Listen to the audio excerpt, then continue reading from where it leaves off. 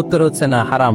কিন্তু একজন যদি বলে হুজুর আমি তৃষ্ণায় গলা ফেটে যায়, 3 দিন ধরে 1 ফোঁটা পানি গলা দিয়ে পড়ে নাই, মরুভূমির মাঝখানে দেখলাম 1 বোতল লেখা অ্যালকোহল মদ, খাওয়া যাবে? তখন উত্তর হচ্ছে যাবে।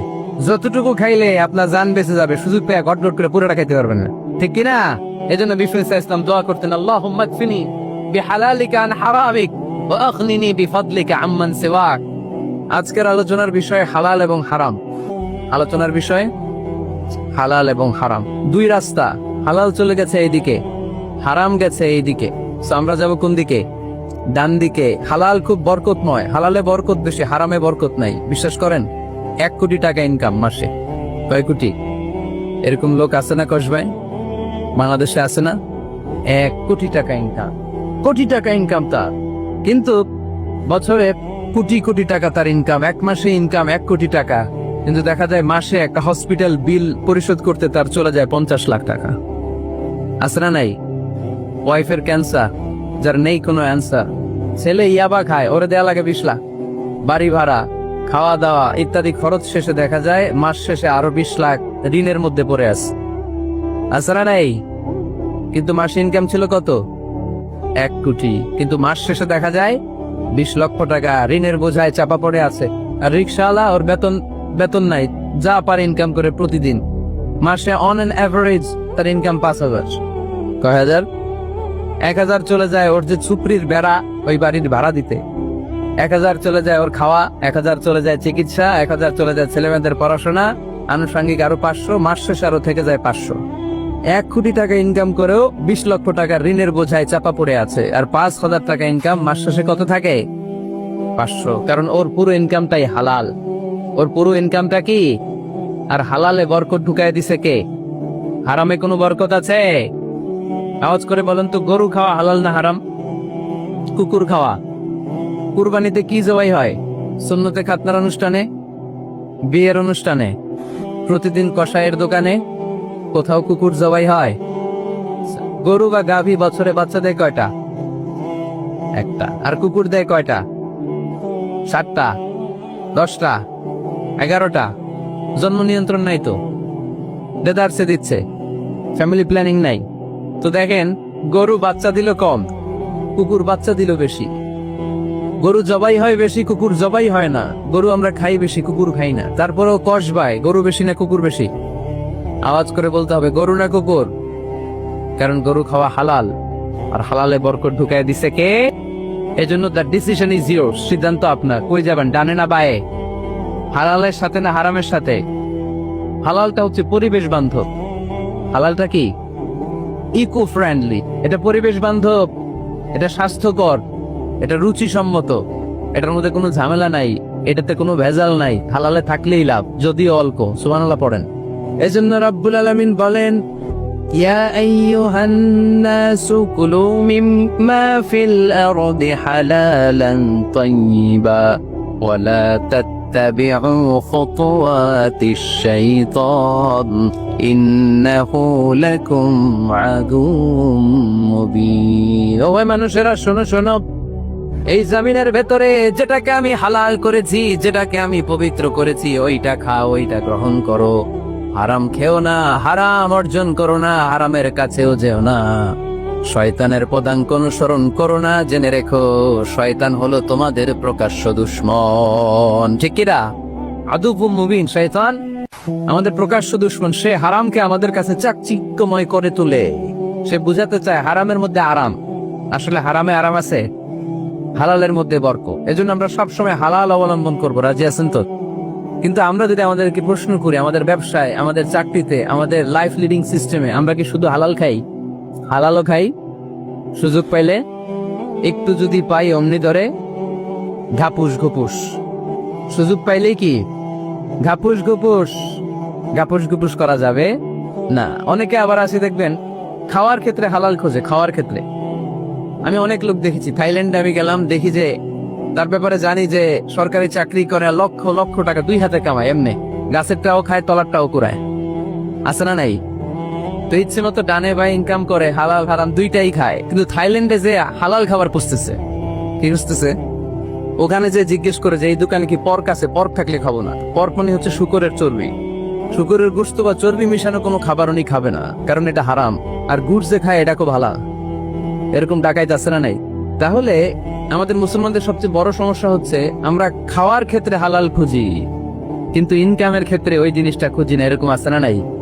না, your food should be halal, your drinks should be halal, your income should be halal, your dress up, your fashion should be halal, and your entertainment should be হালাল।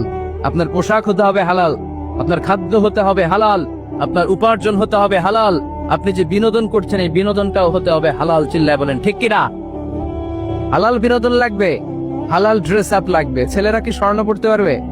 ছেলেরা কি সিল্কের জামা পড়তে পারবে? আমরা সিল্কের জামা পরি না, এটা আমাদের জন্য হারাম করেছে কে? ছেলেরা জুয়েলারি পড়তে পারবে? গলায় চেন পড়তে পারবে? হাতে ব্রেসলেট দিতে পারবে? আছে না নাই? এখানেও অনেকের আছে না নাই? দেয়া যাবে? অনেক ছেলে দেখবেন আবার কানের মধ্যে ছিদ্র করে। কসবাই মাশাআল্লাহ এগুলা নাই। আমি বাসায় দেওয়ার জন্য কইলাম নাই, আবার ওরা কয় আছে। আছে আছে না, এগুলো করা যাবে? দাড়িতে চুলে কালো রং দেয়া যাবে? এটা ধোঁকাবাজি। এটা কি? মান গাশশানা ফালাইসা মিন্না। আল্লাহর হাবিব সাল্লাল্লাহু আলাইহি ওয়াসাল্লাম বললেন, the person who deceives us he is not among আস। যে আমাদেরকে ধোঁকা দেয় সে কখনো আমার উম্মত হতে পারে। মদিনার খেজুরের বাজার ভিজিট করতে গেলেন আল্লাহর হাবিব সাল্লাল্লাহু আলাইহি ওয়াসাল্লাম, অডিট করতে গেলেন। যে খেজুরের স্তূপের ভেতরে আল্লাহর হাবিব সাল্লাল্লাহু আলাইহি ওয়াসাল্লাম হাত ঢুকায় দিয়ে দেখলেন ভিতরে পানি, উপরে শুকনা খেজুর, ভিতরে ভিজা খেজুর। আল্লাহর হাবিব সাল্লাল্লাহু আলাইহি ওয়াসাল্লাম বললেন, ঘটনা কি? ভিজা কেন? ব্যবসায়ী বলতেছে বৃষ্টি হয়েছিল। কি হয়েছিল? তো বৃষ্টি হইলে তো তার নমুনা সব জায়গায় থাকবে। তখন আল্লাহর হাবিব সাল্লাল্লাহু আলাইহি ওয়াসাল্লাম দাঁড়িয়ে বলেছিলেন, খবরদার, মান গাশশানা ফালাইসা মিন্না। যে আমাদেরকে ধোঁকা দেয় সে আমাদের দলভুক্ত হতে পারে না। এজন্য আমরা যেন কাউরে ধোঁকা না দেই, আমরা যেন হারামের সাথে সম্পর্ক জুড়ে না দেই। আমাদের সম্পর্ক হবে হালালের সাথে। চিল্লায় বলতে হবে কিসের সাথে? আজকের মাহফিলটা তখনই সার্থক হবে যখন এই কথাগুলো শুনে আমরা এই সিদ্ধান্তে উপনীত হতে পারবো যে আমার ফুড, আমার ড্রিঙ্কস, আমার ইনকাম, আমার ড্রেস আপ, আমার এন্টারটেইনমেন্ট, আমার সবকিছু হালাল দিয়ে আমি সাজাবো। আমার জীবনটাকে আমি হালাল দিয়ে সাজাবো। রাজি আছি না নাই? সব হালাল হইতো। নারীদের ফ্যাশন, অনেক নারীরা ফ্যাশন সচেতন। খবরদার, নারীরা টাইট ফিটিং পোশাক পরতে পারবে না। পারবে? পাতলা পোশাক পরতে পারবে না। তারা নিজেদেরকে আবৃত করে রাখতে হবে। টাইট ফিটিং পোশাক পরতে পারবে না, অন্য ধর্মের পোশাক পরতে পারবে না, পরচুলা লাগাতে পারবে না। এই ফোর কর্নার্স, এই বর্ডার গুলো মেনে নারী যে কোনো ধরনের ফ্যাশন নিতে পারে। এই ফ্যাশন গুলোকে বৈধ করেছে কে? এজন্য রাব্বুল আলামিন বলেন, ইয়া আইয়ুহান নাসু কুলু মিম্মা ফিল আরদি হালালান তাইয়্যিবা ওয়া লা তাত্তাবিউ খুতুওয়াতিশ শাইতান ইন্নাহু লাকুম আদুউম মুবিন। সুবহানাল্লাহ পড়ে। ওহে মানুষেরা, এই জমিনে যেটা পবিত্র আর হালাল বলে আমি ঘোষণা দিয়েছি সেটা খাও, কারণ সেটাতেই বরকত। আর শয়তানের পদাঙ্ক অনুসরণ করো না, কারণ শয়তান তোমাদের প্রকাশ্য শত্রু। কথাটা বলেছেন কে? তাহলে আমরা হালালের পক্ষে না বিপক্ষে? এই আপনাদের গলার আওয়াজ, হালালের পক্ষে না বিপক্ষে? হারামের পক্ষে না বিপক্ষে? আমরা আমাদের জীবনটা হালাল দিয়ে সাজাতে চাই কি চাই না? কারণ হালালে বরকত ঢুকায় দিছে কে? কিভাবে আপনার জীবনের প্রতিটি অঙ্গনকে হালাল দিয়ে সাজাবেন? কিভাবে এই হারাম থেকে বেঁচে থাকবেন? এর কিছু মূলনীতি আছে, some principles, you have to follow it. এই প্রিন্সিপাল গুলো যদি খেয়াল করেন তাহলে হালাল দিয়ে জীবন সাজানো সহজ। আর এই প্রিন্সিপালে, মূলনীতিতে যদি ভেজাল লাগাই দেন তাহলে সব জায়গায় ভেজাল আছে না নাই? আজকে এই চমৎকার দুপুরে আমরা হালাল হারামের মূলনীতির ব্যাপারে কয়েকটি কথা শুনে বিদায় নিব ইনশাআল্লাহ। পরে হালাল এবং হারামের প্রথম মূলনীতি হচ্ছে আল আসলু ফিল আশিয়াই আল ইবাহা। মূলত সবকিছু পৃথিবীতে যা দেখি, যা পাওয়া যায়, খাবার দাবার যাই হোক না কেন, মৌলিকভাবে সবকিছু হালাল। যুবক ছেলেরা বুঝে যাও, কান দুটো খরগোশের কানের মতো খাড়া কর। আমি সহজ করে বুঝাবার চেষ্টা করব, যদিও সহজ করে বুঝানো সহজ না। সহজ করে কইতে আমায় কহজে, সহজ করে যায় না কওয়া সহজে, ঠিক কিনা? তারপর আমি চেষ্টা করছি সহজ করে বুঝানোর। খুব সহজ। আর দিন ও ইউসরুন লা উসরা ফি, দিন সহজ, এর মধ্যে কাঠিন্যতা নাই। মন জয় করার চারটা বাক্য আল্লাহর হাবিব সাল্লাল্লাহু আলাইহি ওয়াসাল্লাম আমাদেরকে শিখিয়ে গিয়েছেন। বাশিরু ওয়ালা তুনাফিরু, ইয়াসসিরু ওয়ালা তুআসসিরু, সহজ করে উপস্থাপন করো, কঠিন করো না। মানুষকে দিনের প্রতি আকৃষ্ট করো, দিন থেকে ভাগিয়ে দিও না। আমরা অনেকে দিন থেকে ভাগায় দেই, আছে না নাই?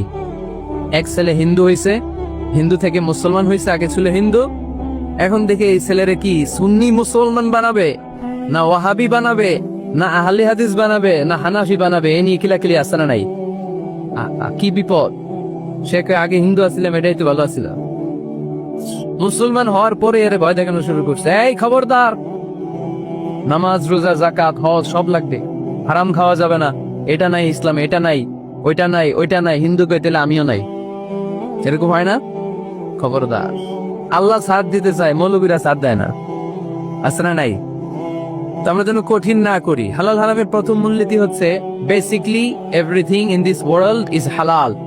এই পৃথিবীতে যা আছে সবই হালাল। সব কি? সব হালাল, সব হালাল, সবই হালাল, অল্প কিছু হারাম। সুবহানাল্লাহ পড়ে। যদি এমন হইতো এই পৃথিবীতে যা আছে সবই হারাম, অল্প কিছু হালাল, খুব ভালো হইতো, তাই না? সুবিধা হইতো আমাদের। আমাদের সুবিধা করে দিলেন কে? বেসিকলি এভরিথিং ইজ হালাল, পৃথিবীর সব কিছু হালাল। আপনারা যদি কেউ কিছু বলে যে এটা কি হালাল না হারাম, আপনি হুট করে বলবেন আগেই বলবো হালাল। যদি হারামের দলিল পাওয়া যায় তখন বলবো হারাম, ঠিক কিনা? আমাকে যদি বলেন এটা হালাল না হারাম, আমি যদি বলি হালাল, আপনি যদি বলেন দলিল দেন, এটা আপনি ভুল বলবেন। কারণ কোনো কিছু হালাল করতে হলে দলিল লাগে না।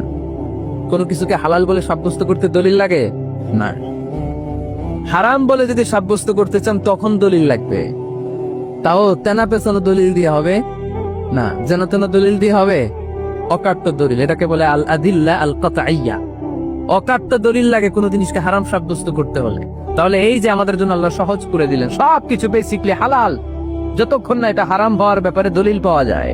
এজন্য হারাম হারাম জিকির না করে জিকিরটা চেঞ্জ করে করতে হবে হালাল হালাল। কথা বলেন ঠিক কিনা? জিকির দুই ধরনের আছে। জিকির কয় ধরনের? একটা জিকির হচ্ছে হারাম হারাম হারাম, একদলের কাছে সবই হারাম। একটা সময় এদেশের কিছু আলেম সমাজ ইংরেজিকে হারাম বলতো, ইংরেজি শিক্ষা করাকে কি বলতো? সময়ের বিবর্তনে এটা এখন হালাল। এখন এটা কি? হালাল। একটা সময়ে আলেম সমাজের কিছু অংশ রাজনীতি করাকে হারাম বলতো। কথা কি বুঝতেছেন? এখন এটা কি? হালাল হয়ে গেছে। ইসলামী ব্যাংকিং কে হারাম বলতো একটা সময়, যে না কোনো ফিনান্সিয়াল ট্রানজাকশন এই সিস্টেমে ব্যাংকিং এটা ইসলামে জায়েজ না, এটা হারাম হারাম, কারণ ওদের জিকির কি? কথা কয় না। হারাম হারাম হচ্ছে এদের জিকির। একটা সময় ইসলামিক ব্যাংকিং হারাম ছিল, এখন এটা কি হয়ে গেছে? তার মানে এখনো অনেক কিছু এদের কাছে হারাম। সময়ের বিবর্তনে, কালের আবর্তনে এদের মুখ দিয়ে এগুলো একদিন হালাল হয়ে বের হবে। চিল্লায় বলেন ঠিক কি না? এজন্য এই পৃথিবীর সবকিছু মূলত হালাল, যতক্ষণ না হারাম হওয়ার ব্যাপারে দলিল না পাওয়া যায়।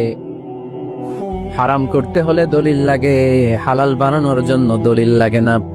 আবার যেন তেন কোনো দলিল দিয়ে, ঠুনকো কোনো দলিল দিয়ে কোনো জিনিসকে হারাম করা যায় না। হারাম করতে হলে অকাট্য দলিলের প্রয়োজন হয়। কথা বুঝতে পেরেছেন? প্রথম মূলনীতি ক্লিয়ার সবার কাছে? আল্লাহর হাবিব সাল্লাল্লাহু আলাইহি ওয়াসাল্লাম বলতেন হালাকাল মুতানাত্তিউন, যারা মুতানাত্তিউন তাদের ধ্বংস, তাদের উপর আল্লাহ লানাত। সাহাবারা বললেন ইয়া রাসূলুল্লাহ, ইয়া হাবিবাল্লাহ, মান হুমুল মুতানাত্তিউন? মুতানাত্তিউন কারা যাদের উপর আপনি লানত দিলেন, যাদের ধ্বংসের কথা বললেন? বিশ্বনবী বললেন আল্লাহর দেয়া হালাল বিষয়কে যারা সমাজের মধ্যে হারাম বলে প্রচার করে তারাই হলো সমাজের মুতানাত্তিউন। নাউজুবিল্লাহ পড়ুন। قل من حرم زينة الله التي أخرج لعباده والطيبات من الرزق। এজন্য আল্লাহ ডেকে বললেন খবরদার, কে আছে সমাজের মধ্যে আমার দেয়া হালাল সাজসজ্জাগুলোকে, পবিত্র জিনিসগুলোকে হারাম বলে ফতুয়া তুলে, তাদের উপর আমার লানত। খবরদার, আল্লাহ যেটাকে হালাল বলছে এটাকে হারাম বলার স্পর্ধা দেখাবেন। এটাকে হারাম বলা যাবে? তাহলে প্রথম মূলনীতি কি সবাই বুঝতে পারছেন? বুঝতে পেরেছেন? এই দুনিয়াতে বেসিকলি সবকিছু কি? আওয়াজ করে বলেন। আর হালাল প্রমাণ করতে দলিল লাগে। কি প্রমাণ করতে দলিল লাগে?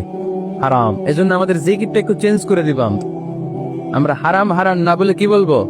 হালাল হালাল। যখনই দলিল পাবো তখন জিকির শুরু করব হারাম। কথা বুঝে নাই বোধহয়? দলিল পাওয়ার আগ পর্যন্ত সব কি? আরো জোরে বলেন।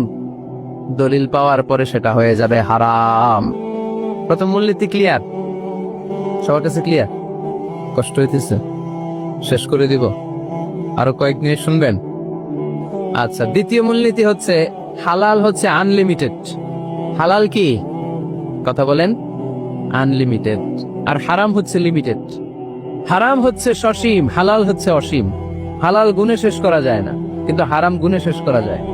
সুবহানাল্লাহ পড়তে পারলেন না? যদি এমন হইতো হারাম আনলিমিটেড, সবই হারাম, আর হালাল হচ্ছে লিমিটেড, হালাল গুণা যায়, এমন যদি হইতো আমাদের জন্য কঠিন হয়ে যেত না? আমাদের জন্য এটাকে সহজ করে দিলেন কে? দেখেন, কোরআনে যত জায়গায় আল্লাহ হালালের ঘোষণা দিয়েছেন, আল্লাহ ব্যাপকভাবে দিয়েছেন। আল্লাহ বলেছেন উহিল্লা লাকুম বাহিমাতুল আনআম, এই পৃথিবীতে যত গবাদি পশু আছে সব খাওয়া হালাল, ইল্লা মা ইউকলা আলাইকুম, তবে হাতে গোনা অল্প কয়েকটা ছাড়া, যেগুলো এখনই তোমাদেরকে তেলাওয়াত করে শোনানো হবে। পড়েন সুবহানাল্লাহ। আবার আল্লাহ বললেন উহিল্লা লাকুম সাইদুল বাহরি ওয়া তাআমু, সাগরের মধ্যে যত প্রাণী পাওয়া যায়, মাছ পাওয়া যায়, কাঁকড়া পাওয়া যায়, সব খাওয়াকে হালাল করে দিলেন কে? সাগরে যত ধরনের প্রাণী আছে, কাঁকড়া বলেন, তিমি বলেন, যা বলেন, সব হালাল, হাতে কোনো অল্প কয়েকটা ছাড়া। সুবহানাল্লাহ পড়েন। তার মানে যখনই আল্লাহ তাআলা হালালের ঘোষণা দেন, আল্লাহ তাআলা এটাকে ব্যাপকভাবে ঘোষণা দেন। আর যখনই আল্লাহ হারামের ঘোষণা দেন কোরআনের ভেতরে, তখন আল্লাহ গুনে গুনে দেন। কিভাবে দেন? হুররিমাত আলাইকুমুল মাইতাতু ওয়াদ-দামু ওয়া লাহমুল খিনজির ওয়া মা উহিল্লা লিগাইরিল্লাহি বিহি ওয়াল মুনখানিকাতু ওয়াল মাওখুযাতু ওয়াল মুতারাদ্দিয়াতু ওয়ান নাতিহা, গুনে গুনে দিয়েছেন। সুবহানাল্লাহ পড়েন। যখন আল্লাহ বললেন হালাল, তখন বললেন চার পাওয়ালা যত জন্তু আছে হালাল, অল্প কয়েকটা ছাড়া। যখন ঘোষণা দিলেন হালালের, আল্লাহ বললেন সাগরের ভেতরে যত প্রাণী পাওয়া যায় সব খাওয়া হালাল, অল্প কয়েকটা ছাড়া। কিন্তু হারামের ঘোষণা যখন আল্লাহ কোরআনে দিলেন, তখন ব্যাপকভাবে দেয় নাই, গুনে গুনে দিছেন। রক্ত খাওয়া হারাম, মরা প্রাণী খাওয়া হারাম, শূকর খাওয়া হারাম, আল্লাহর নাম ছাড়া অন্য কোনো নামে বলি দেওয়া হয়েছে এরকম প্রাণী খাওয়া হারাম, সিংহের গুতা খায় কোনো প্রাণী মারা গেছে ওইটা হারাম। এরকম গুনে গুনে অল্প কয়েকটা হারাম, বাকি সব কিছুকে আমাদের জন্য হালাল করে দিয়েছে কে? আবার যদি আল্লাহরে জিজ্ঞেস করি আল্লাহ কাদেরকে বিয়ে করতে পারবো, আল্লাহ বলবে সবাইরে বিয়ে করবি। বাংলাদেশের নারীরা বিয়ে করা হালাল, পাকিস্তানের মেয়েদেরকে বিয়ে করা হালাল, সৌদি আরবের নারীদেরকে বিয়ে করা হালাল, এই বাংলাদেশের সিলেটের মেয়েদেরকে বিয়ে করা হালাল, ঢাকার মেয়েদেরকে বিয়ে করা হালাল, চট্টগ্রামের মেয়েদেরকে বিয়ে করা হালাল। হালালের কোনো শেষ নাই। সুবহানাল্লাহ পড়েন। কিন্তু যখন জিজ্ঞেস করলাম তাহলে কাকে কাকে বিয়ে করা হারাম, তখনই আল্লাহ গুনে গুনে 14 জনের নাম বলে দিলেন। পড়েন সুবহানাল্লাহ। হুররিমাত আলাইকুম উম্মাহাতুকুম ওয়া বানাতুকুম ওয়া আখাওয়াতুকুম ওয়া আম্মাতুকুম ওয়া খালাতুকুম ওয়া বানাতুল আখি ওয়া বানাতুল উখত। চিল্লায় পড়ে আল্লাহু আকবার।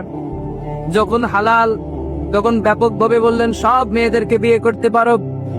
মুসলিম যত নারী হয়, বাংলাদেশের হোক, পাকিস্তানের হোক, ইন্ডিয়ার হোক, গোটা বিশ্বের যে কোনো জায়গার মুসলিম নারী হলেই সেটা হালাল। কিন্তু হারাম কোনটা যখন জিজ্ঞেস করলাম, গুনে গুনে বললেন মাকে বিয়ে করা হারাম, নিজের কন্যাকে বিয়ে করা হারাম, বোনকে বিয়ে করা হারাম, ফুফিকে বিয়ে করা হারাম, খালাকে বিয়ে করা হারাম, ভাতিজিকে বিয়ে করা হারাম, নিজের ভাগ্নিকে বিয়ে করা হারাম।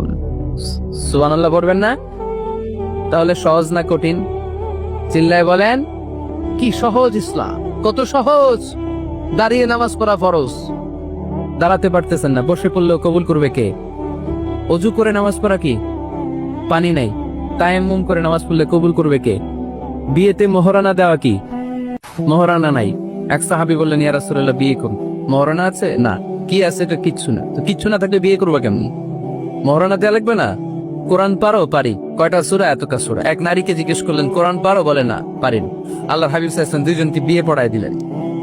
আর নারীকে বললেন মা তুমি কোরআন পারো না, কিন্তু তোমার স্বামী কোরআন পারে। তোমার স্বামী টাকা দিয়ে পয়সা দিয়ে তোমাকে মোহরানা দিবে, সামর্থ্য তার নাই, সে প্রতিদিন তোমার একটু একটু করে কোরআন শিখায় দিবে, এটাই মা তোর বিয়ের মোহর। সহজ না কঠিন? আর কোনদিন ইসলামকে কঠিন বলবেন? কেউ কঠিন বললে ওটা শুনবেন? আওয়াজ করে বলতে হবে ইসলাম কি কঠিন না সহজ? মাশাআল্লাহ। দুইটা মূলনীতি বুঝে গেছেন না? পৃথিবীর সব হালাল যতক্ষণ না দলিল পাওয়া যায়। হালাল বলতে দলিল লাগে না, হারাম বলতে দলিল লাগে। 2 নাম্বার, হালাল আনলিমিটেড আর হারাম লিমিটেড। সহজ করে দিছে। সুবহানাল্লাহ পড়েন।